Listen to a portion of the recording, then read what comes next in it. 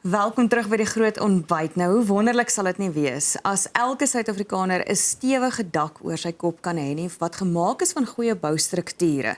Johan Venter en die span van Salto Spots het 'n unieke oplossing vir Suid-Afrika se behuisingstekort. Goeiemôre Johan. Goeiemôre Johan. Lekker dat jy bietjie kom kuier en ons hierdie goeie nuus kom vertel. Die slegte nuus is dat Suid-Afrika behuisingstekort het, nê? Maar wat dink jy is die uitdagings wat die plaaslike behuisingstekort en konstruksiebedryf in die gesig staar? Wat maak dat daar 'n behuisingstekort is? Baie dankie en dankie vir die tyd. Dis lekker om hier te wees.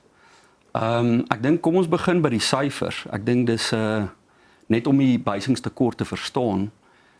Onlangs het ons president aangedui nou in Februarie dat ons 5.4 miljoen huise nodig.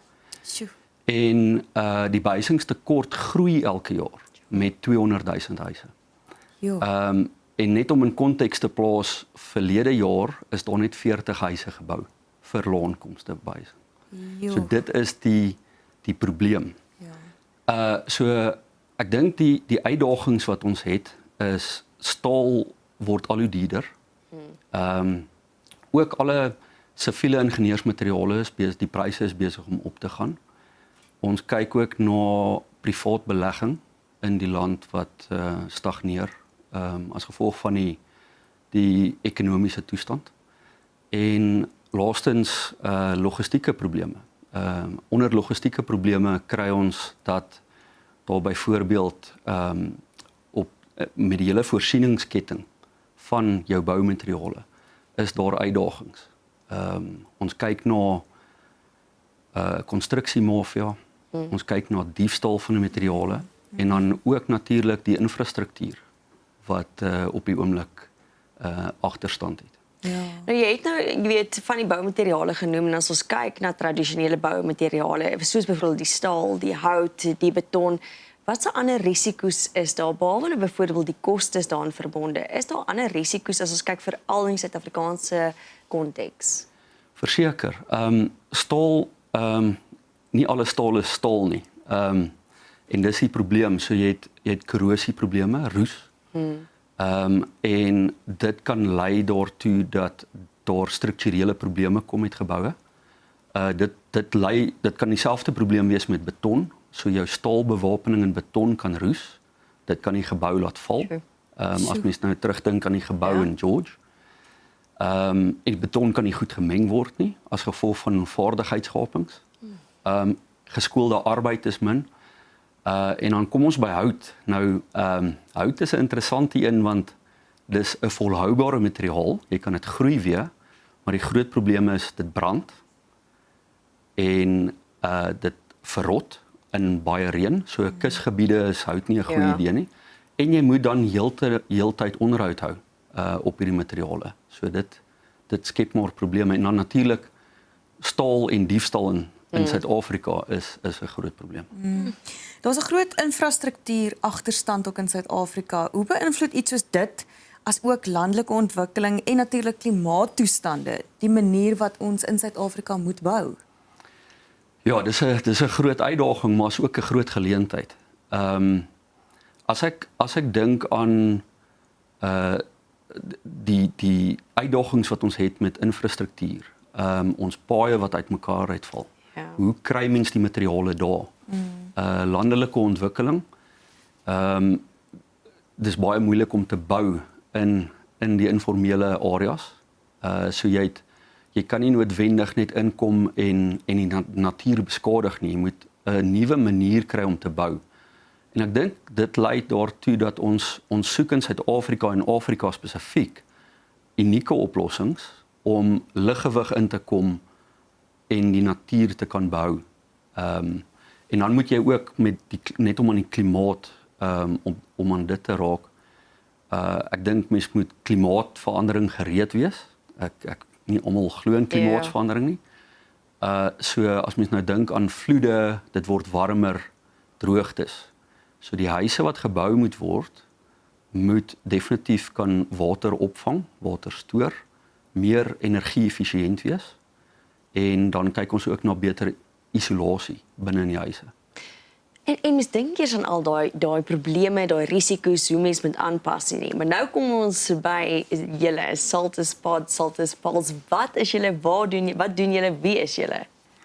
So ons is ons het die laaste 10 jaar hard gewerk aan ons eie gevorderde materiale om dan nou alternatiewe materiale na die konstruksiebedryf en ook infrastruktuurbedryf te bring. So Saltus Pale, kyk, dis waarmee ons begin het. So ons het hoofsaaklik gekyk na nie metaaloplossings. So as jy nou dink aan straatlamppale of verkeersligpale wat gesteel word, ons maak 'n paal wat dan nou net uit saamgestelde materiale bestaan, veselglas met natuurvesels, soos hempvesel of hennep in Afrikaans, of vlasvesel wat nou flexvesel in Engels is. My magies. En diewe kyk deesdae of dit 'n metaalpaal is, hulle stap met magnete rond.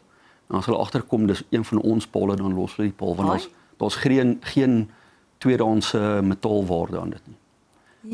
So dis op die pale, dis hoe ons begin het. Toe het ons ook besef ons kan die gevorderde materiale brandbestand maak. En tydens COVID het ons gekyk wat kan ons nog met hierdie materiale doen. En dis toe ons besluit het tydens COVID toe ons die fabriek moes toemaak, kom ons begin behuising doen. En ons bou 'n huis, een kamer wat soos 'n Lego blokkie werk. En daai Lego blokkie kan nie brand nie. So die gevorderde materiale kan glad nie brand nie. Jy kan 'n gasvlam op hom sit. Hy sal nie rook nie. Sure. Hy's liggewig. Geen metaal daarin nie, kan nie roes nie, het geen onderhoud nodig nie. En dan kan mens met daai Lego blokkie begin om afbetaal. En dan koop jy jou volgende Lego blokkie en jou volgende Lego blokkie en so bou jy 'n huis. So dis 'n regtig unieke konsep vir Afrika en trots ontwikkel in Suid-Afrika. En waar is julle nou in die proses met die opskaling van die vervaardiging? So dit was 'n lang pad. So ons sit 'n hoë volume vervaardigingsfabriek in Pretoria, trots in Pretoria.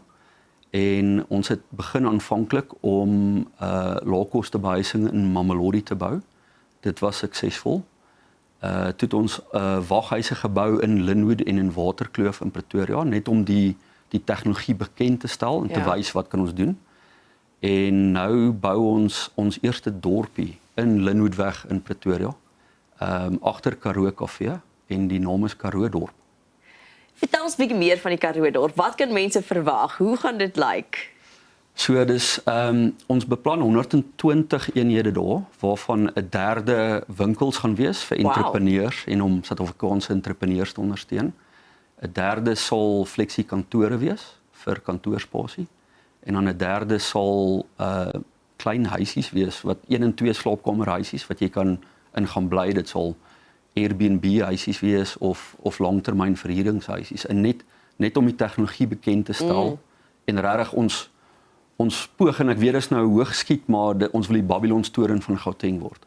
Wow. En ja, so ons het ons eerste 10 eenhede daar gebou as die bewys van die konsep.